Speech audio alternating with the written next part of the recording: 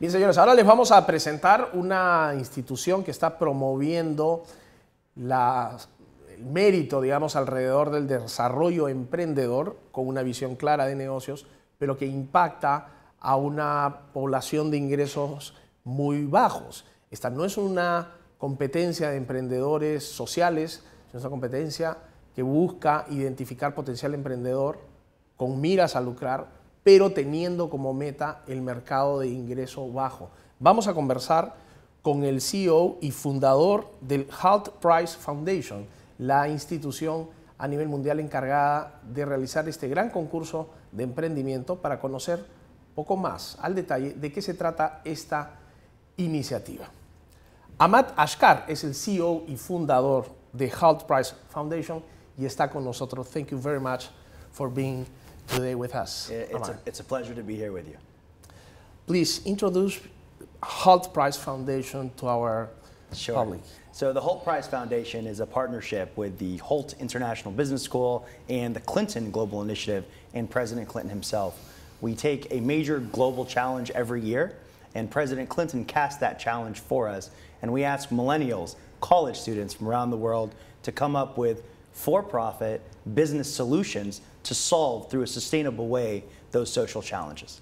And we award a $1 million prize to the winner. $1 million prize. Absolutely. And the challenge is to find business proposals that work with the first tier in terms of low income base. Absolutely. Okay. We're targeting those that make $2 to $5 a day.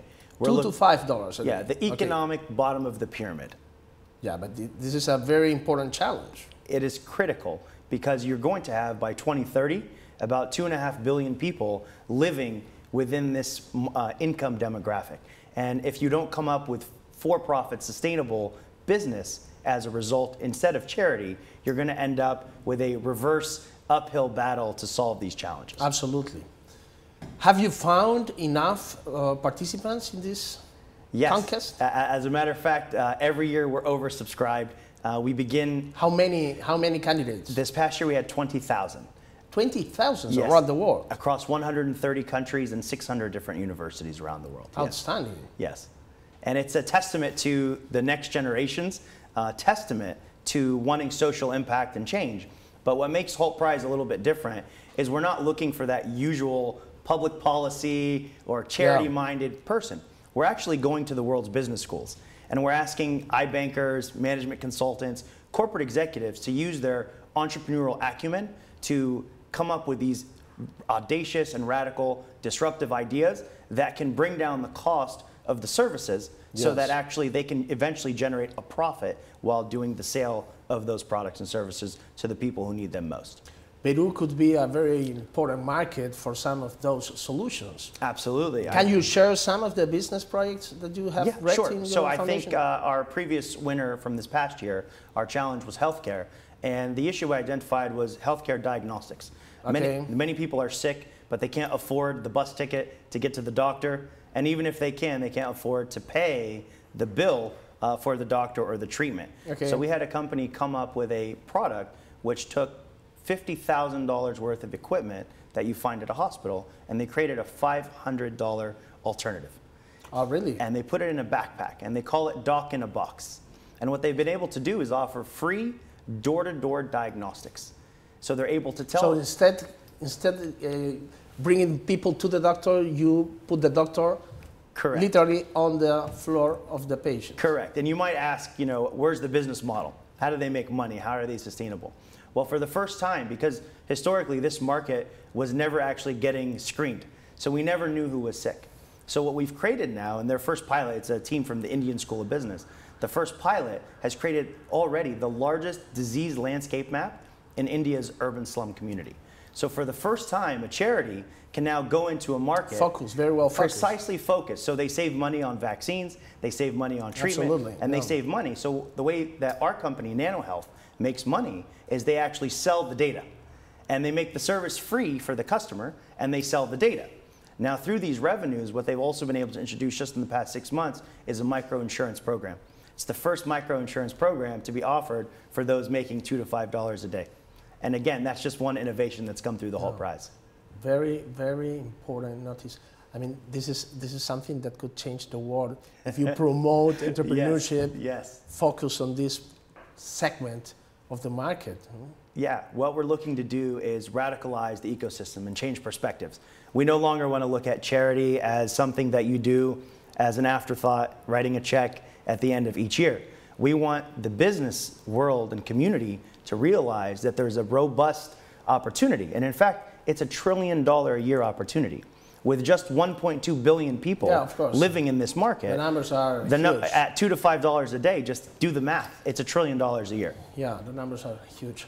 How do you assure the sustainability of those winners in the long run? Right. I mean, how can you control that they will develop the business once they receive the check? Sure. Well, we do a couple of things. Like any great entrepreneur knows, getting a startup off the ground is difficult. So what we try to do... That's the most important part of the process. Absolutely. So what we do is we try to shortcut the learning and the effort. So we've done 3 things. The first thing is we've created the Hult Prize Accelerator.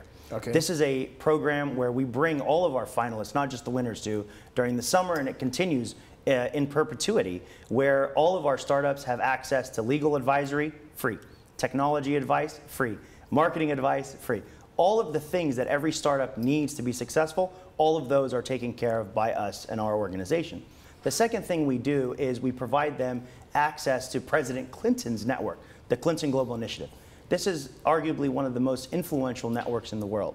And what our startups have the opportunity to do is connect with members within that community to do both implementation, raise money, and to do the follow-on things that an entrepreneur need. And third, we've got a robust ecosystem of partners within our network that extend outside of the Clinton Global Initiative network. Just by visiting areas here, even just by being in Peru, we're developing relationships on the ground which allow our partners to tap into our startups and their ideas to help, again, create franchises and initiatives that allow our companies to scale. Sounds great. Maybe you can have a kind of ambassador in each country, right, where you pretend to develop those businesses, right? Because we would, it's a great the idea. local partnership is very important in terms of deployment of the business. I mean, if a business arises in Japan or India, it's very difficult to come to South America. Yes. Right? So and we're open. You can have helpers. We would love it. And I think it's a great idea. For us, the industry is so nascent that you don't have any role models. And like you said, you can't just pick up the phone and say, let me call the Latin American equivalent to this company and create a partnership. So we would be very much appreciative of any opportunities which could arise for local implementation partners in each of the countries. Maybe through the local MBA schools, you can have an opportunity. So what we have currently is a program where we bring Hult Prize to campus. It's called Hult Prize at. So we currently have about 200 around the world campus directors which are managing local projects of Hult Prize. So we have a Hult Prize at your alma mater in Babson. We have a Hult Prize at University of Waterloo in Canada. We have a Hult Prize at Stanford. So the top schools around the world, internationally, both domestically in the US and abroad, are beginning to subscribe to these programs, but they're just students. These are student ambassadors of change, and they're managing full-time schedules, of course. Is it a requirement to be a student in order to participate? There is. So we have 2 requirements to participate in the Hult Prize. You have to either be an alumni of that university, 1 per team, or a current student. So the majority of the participants are students. And the spirit of the challenge every year changes? Correct. President Clinton personally selects the challenge each year. Really? He does. And it's his... yes, I came up with the idea that business solutions were needed to end the world's most critical challenges. But which are the main domains? Sure, we're looking at healthcare, access to nutrition, food essentially, access to housing, access to energy, affordable energy, and of course access to clean water. Those are the 5 main pillars. Could be another one. Access to internet. Right? Access to internet. Well, so we forgot. This is Zuckerberg's of course, the right to education. But where does internet fit? Internet fits in smart city, connectivity, and it's not just internet. It's transportation. It's the way we engage with the city, and internet is a critical role. Smarter infrastructure. Absolutely, yeah. At the end of the day, how do you see your foundation in the next 5 years? Maybe you have the next Nobel Prizes in some areas, or a winner entrepreneur in Forbes. Yeah, How do you see your foundation? We hope to. I think we will have the first social IPO, the first company which actually goes public on the basis of its social impact. We believe that we're also working today towards a social index, which will allow corporations to remit the social goodwill they do for tangible currency. So these are some of the high-level projects that we're working on, and we're doing. Sounds like carbon bonds. Yeah, in some way. Absolutely. Yeah, it's. Maybe there's a potential market for quoting these socials. Yes. Yeah, I think so, because it's not been done yet, and the world, and this is what we're challenging.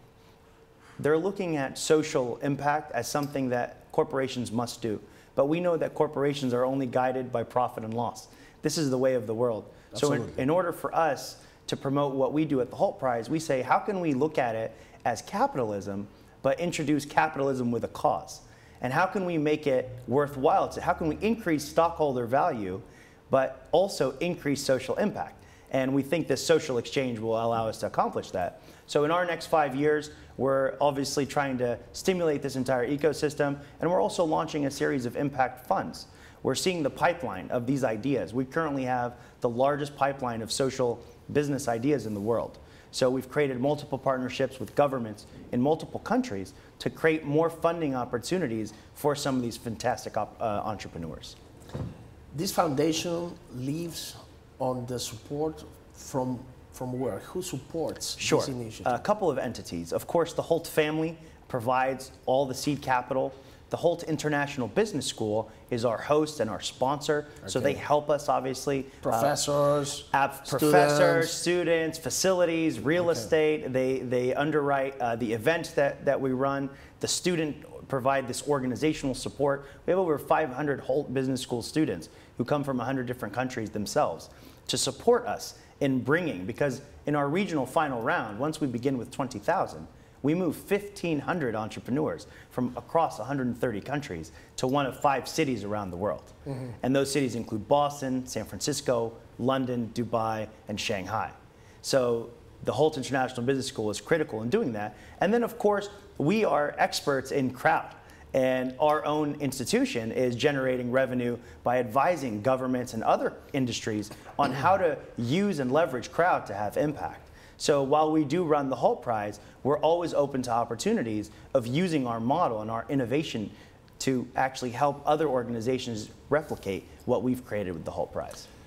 How do you see Latin America as a unit in the world? So Latin America is a phenomenal opportunity, especially for this sector of let's call it social business. The reason being is that they're so close. Anywhere you are in Latin America, you're a 30-minute drive away from the market that we're looking at targeting, which makes $2 to $5 a day. The issue that we have is we lack the economic and entrepreneurial ecosystem. We don't have clusters. Oftentimes, the very brightest entrepreneurs in Latin America are leaving. They're going abroad to launch their businesses. And where we saw social enterprise 6 years ago in the US, I'm currently beginning to see that across Latin America, whether it's Colombia or Ecuador or Mexico or even here in Peru. What you're beginning to see is a nascent industry that's on the verge of reaching a tipping point, but more government support, more private sector support, and more public sector support is needed to stimulate the economy. And again, not just for social enterprise, but for entrepreneurship in general. Yeah, every initiative. Absolutely. Great. Ahmad, thank you very much for staying with us tonight. Please give me a contact information. Maybe somebody wants to contact you for any reason. They can find us on the web at hultprize.org. And thanks for having me on this evening. It's been an absolute pleasure being here with you. It's my pleasure. Thank you so much. Ahmad Ashkar, CEO y fundador de Hult Prize Foundation, estuvo con nosotros presentándonos esta interesantísima competencia mundial para identificar potencial emprendedor con soluciones claras para un segmento menos beneficiado de la población. Nosotros volvemos, señores, tras la pausa.